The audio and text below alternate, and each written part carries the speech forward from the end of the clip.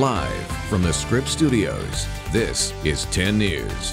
Families are anxiously awaiting their Marines at Camp Pendleton right now. I'm Jason Martinez. I'm Virginia Chow. Those reunions are just starting for more than 2,000 Marines home today after being deployed for 7 months. 10 News reporter Mary McKenzie live with this touching homecoming. Mary?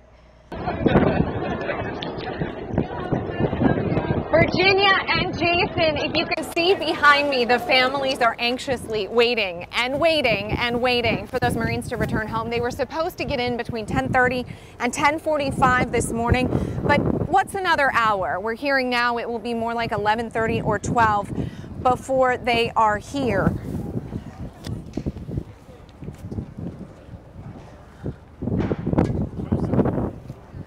So take a look. You can see them behind me. There are kids of various ages who are anticipating their loved ones.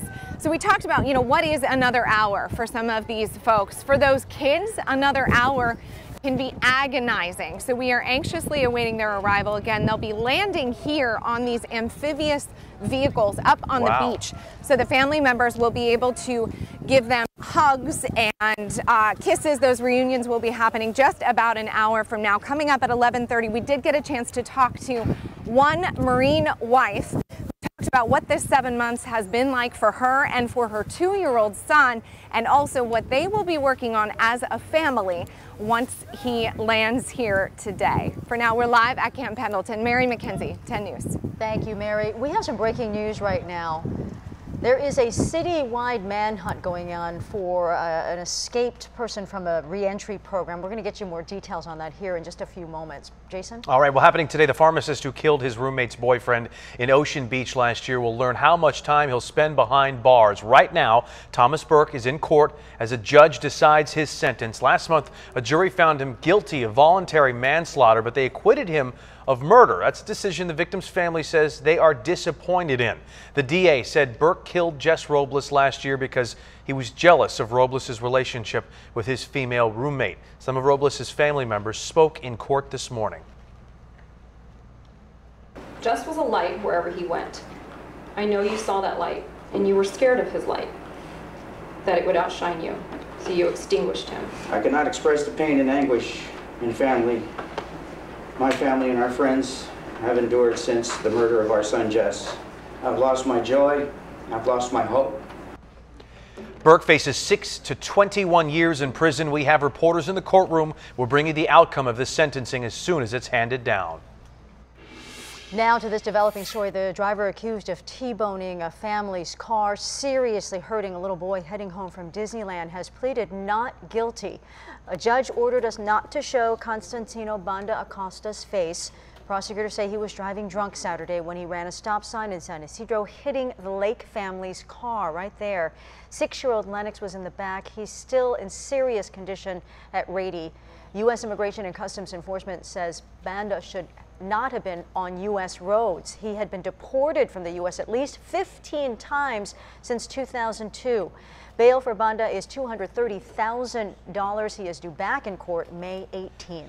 New developments and changes at the FBI. Today, the Senate is hearing from the new acting FBI director, Andrew McCabe, as new details on James Comey's dismissal continue to come out. ABC's Lana Zach is at the Capitol with the latest. Testifying in front of Congress today, Andrew McCabe, the acting director of the FBI. McCabe is occupying the seat that earlier this week was supposed to belong to James Comey. Has the dismissal of Mr. Comey in any way impeded any of the work at the Federal Bureau of Investigations? There has been no effort to impede our investigation to date. Quite simply put, sir, you cannot stop the men and women of the FBI from doing the right thing, protecting the American people, and upholding the Constitution. And now, new details about how the Comey firing came about are prompting even more questions. Initially, the White House said that Deputy Attorney General Rod Rosenstein's memo to the president was the impetus for the firing, and that the president did not direct him to write it. So the White House had no involvement in this decision to write this letter by the Deputy Attorney General. That's correct. But it turns out it was the president himself who said he wanted to fire Comey and asked Rosenstein and Attorney General Jeff Sessions to write those memos. Sources tell ABC News Rosenstein was so upset with the White House for pinning the Comey firing on him, he was on the verge of resigning.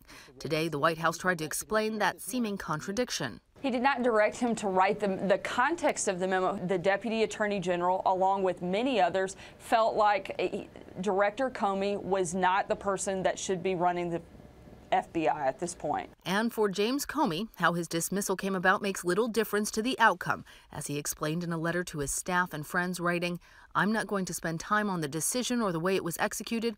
I hope you won't either. It is done." And Acting Director McCabe was also asked if it was true that the rank and file had lost confidence in James Comey as FBI director. He called that assertion not accurate. Reporting from the Capitol, Lana Zach, ABC News. New developments. President Donald Trump may be releasing his tax returns after all, but not until he's out of office, he says. In a published interview, the president was asked if he would release his returns if it would mean Democrats would work with him on tax reform. He said no to that deal, but then later added that he might release them once he's done being audited. The president then changed his statement and said maybe he would release them when he's out of office. Happening today, some of the most influential Republicans in the country are in San Diego. The Republican National Committee kicking off its spring meeting at the Hotel Del. Protesters say they will be greeting that group of Republicans today. Organizers say protesters will lie on the beach nearby and spell out the number 2018. That's in reference to the upcoming elections. So happening today, a local radio host is kicking off a plan to recall a state senator over the new gas tax hike. Former City Council member and now Kogo radio host Carl DeMaio is the one leading that effort. He is targeting State Senator Josh Newman of Fullerton, who cast the deciding vote to raise the tax. A recall would end the supermajority of the Democrats and could lead to a rollback of that gas tax hike. Now, DeMaio will be at an ARCO in Fullerton this afternoon to try to collect the required signatures for a recall. Now, I want to get you back to that breaking news I mentioned a few minutes ago. Take a look closely. This man is the focus of a citywide manhunt. Israel Hernandez walked away from the male community re-entry program facility this morning. It appears that somebody tampered with his GPS device. That allowed him to escape out a back door about 4:20 this morning. He'd been serving a sentence for vehicle theft. That would be his second strike. If you see him or you know where he is, police are asking that you call 911 immediately.